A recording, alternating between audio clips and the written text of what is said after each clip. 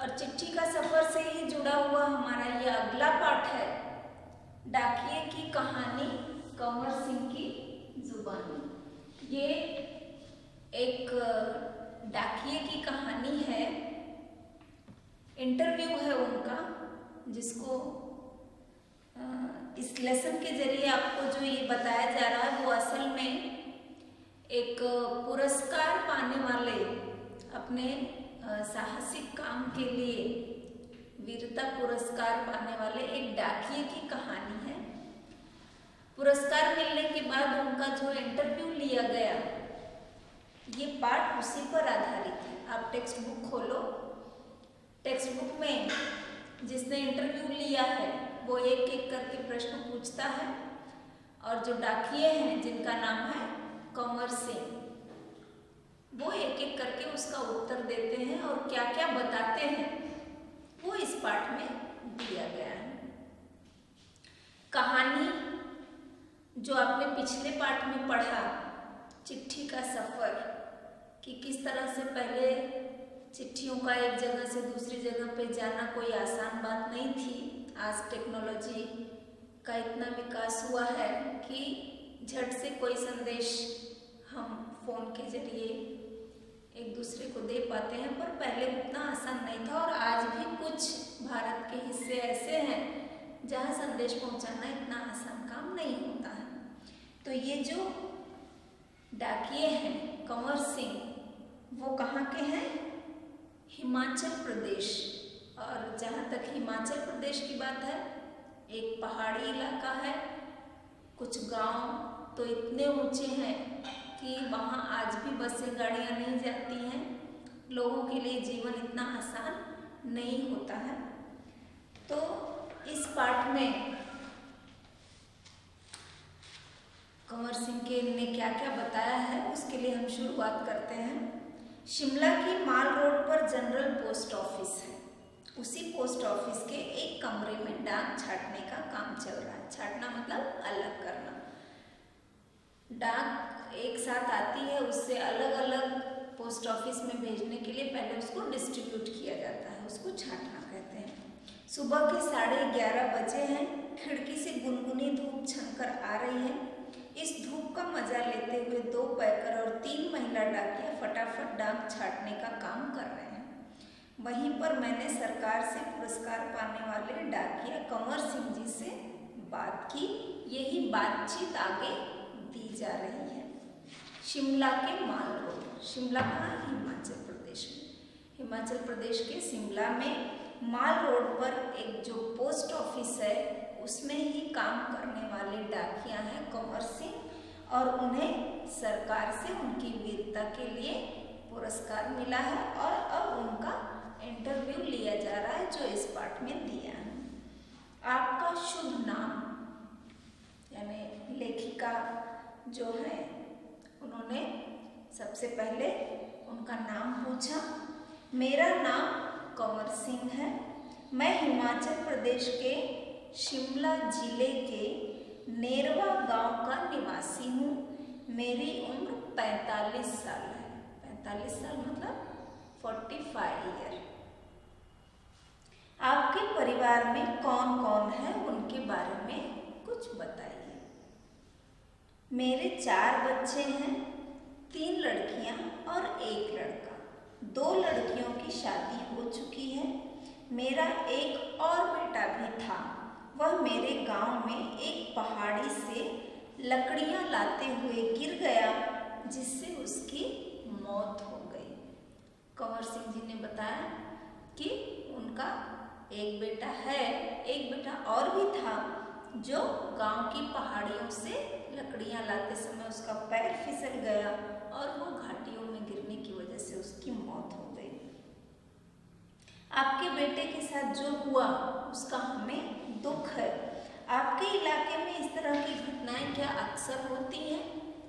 तीसरा जो प्रश्न पूछा गया कि क्या ऐसा होता है, तो क्या कहते हैं? जी, ऐसी घटनाओं का होना असाधारण नहीं, यानी ये आम बात है, क्योंकि रास्ते जो हैं वो टेढ़े मेढ़े होते हैं, ढलान होती है और फिसलने का खतरा तो बना ही रहता है।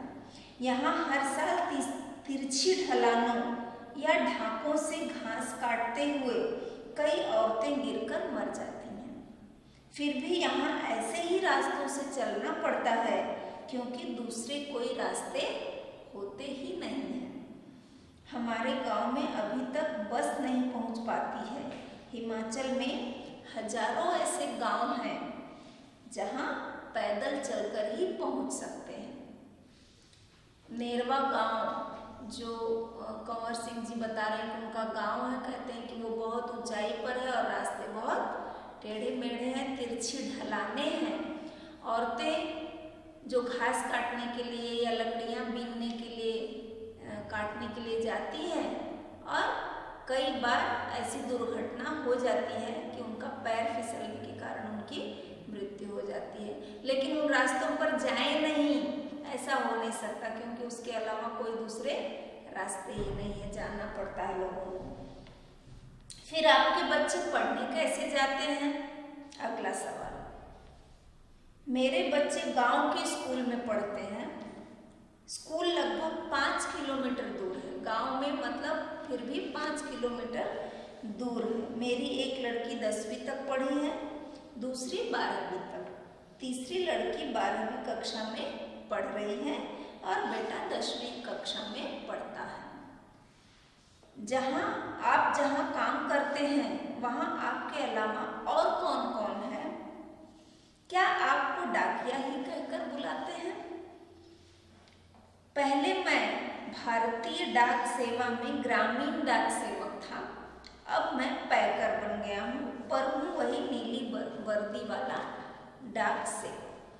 तो कंवर सिंह जी कहते हैं कि पहले वो ग्रामीण डाक सेवक थे, यानी गांव में छोटा पोस्ट ऑफिस होता है और उसमें वो डाक सेवक थे, यानी उनको सभी काम करने पड़ते थे।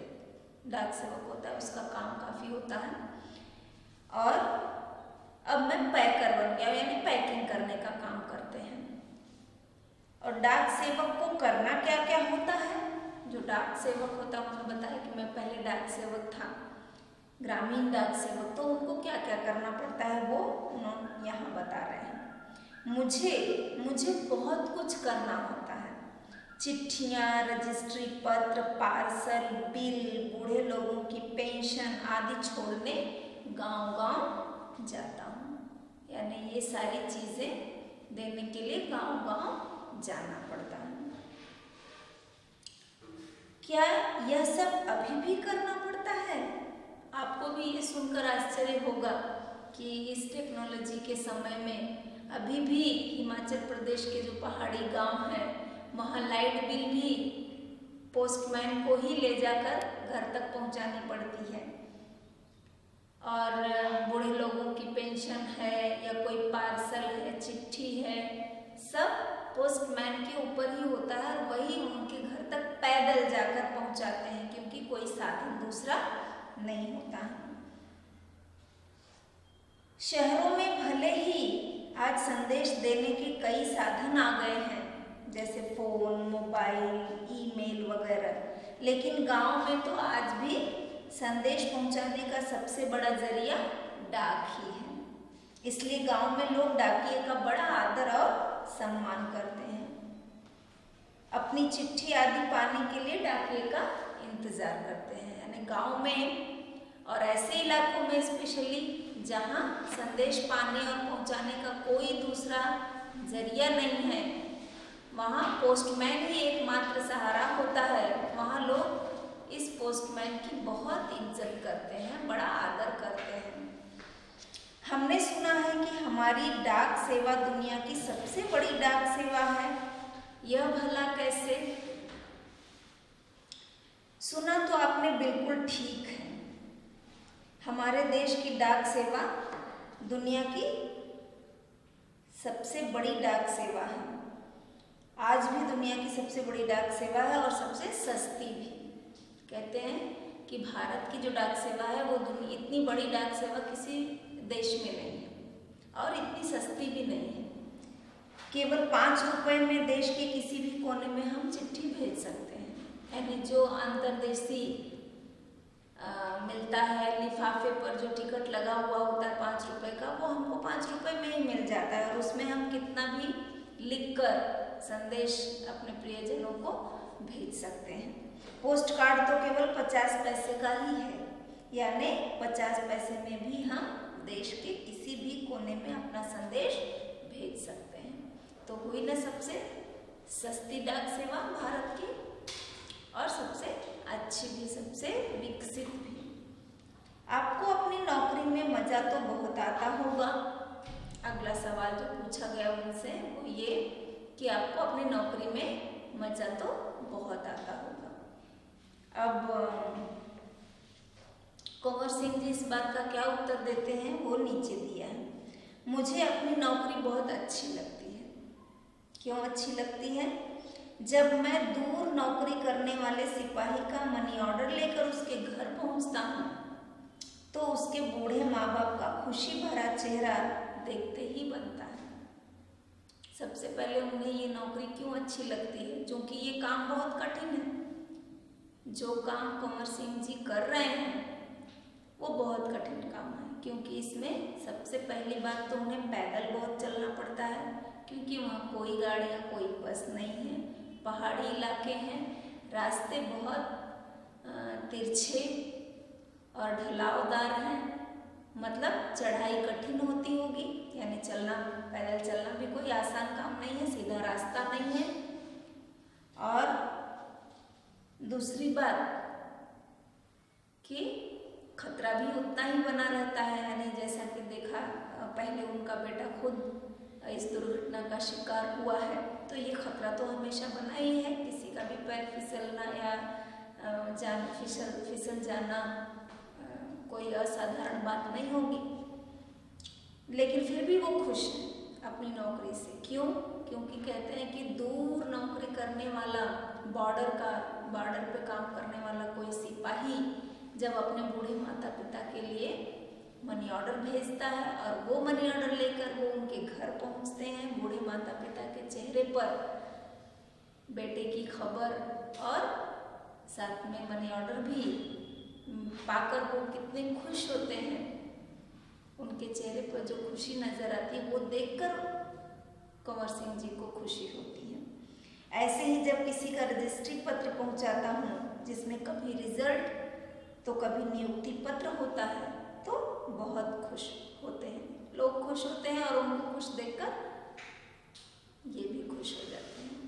यानी रजिस्ट्री पत्र में क्या होता है कि वो जगह ऐसी है जहाँ किसी का नियुक्ति पत्र मीन्स अपॉइंटमेंट लेटर, किसी को नौकरी मिल गई है तो उसका अपॉइंटमेंट लेटर भी उनको पोस्ट से ही आता है, और अगर किसी का परीक्षा का रिजल्ट आया है तो वो भी डाक से ही आता है, तो ये सब वो लेकर जाते हैं। और फिर बूढ़े दादा और बूढ़ी नानी तो पेंशन के पैसे मिलने पर बहुत ही खुश होते हैं। 6 महीनों तक वे मेरा इसके लिए इंतजार करते हैं। हिमाचल में बूढ़े लोगों को पेंशन हर 6 महीने के बाद इकट्ठे ही दी जाती है। अब हिमाचल में देखिए टेक्नोलॉजी कितने पीछे है। यहाँ हर महीने जो बूढ़े दादा दादी जो रिटायर्ड हुए हैं अपनी सेवा से, उनके अकाउंट में पैसे जमा हो जाते हैं और वो जाकर किसी भी एटीएम से निकाल सकते हैं। लेकिन हिमाचल में आज भी ऐसा है कि 6 महीने के बाद इकट्ठे ही उनको एक बार पेंशन मिलती है और वो पेंशन की रकम वो पोस्टमैन ही ले जाकर उनके घर को देता है। यानी 6 महीने तक बूढ़े लोग अपनी पेंशन पाने के लिए पोस्टमैन का इंतजार करते हैं। तो जाहिर सी बात है कि अगर 6 महीने के बाद पोस्टमैन उनके दरवाजे पर आया है, मतलब उनकी पेंशन लेकर आया है, तो उसका स्वागत भी करेंगे, आदर भी करेंगे। तो कंवर सिंह जी कहते हैं कि उनका इस तरह से जब खुशी से कोई स्वागत करता है वही मेरे लिए सबसे बड़ी खुशी की बात होती है। ठीक है, तो इस तरह से मैं ये 4 पेज का लेसन है, मैंने 2 पेज आपको पढ़ाया है और समझाया है। एक बार फिर से इसकी खुद से रीडिंग करो, खुद से पहले पूरा लेसन रीड करो। जो ना समझ में आए मैं आपको क्लास वर्क में भेजूंगी, आप नोटबुक में नोट डाउन कर लेना। बाकी के बचे हुए 2 पेज वो मैं आपको कल पढ़ाऊंगी, ठीक है। तो आगे के 2 पेज और उसका अर्थ मैं आपको कल समझाऊंगी, मीन्स अगले वीडियो में। ओके।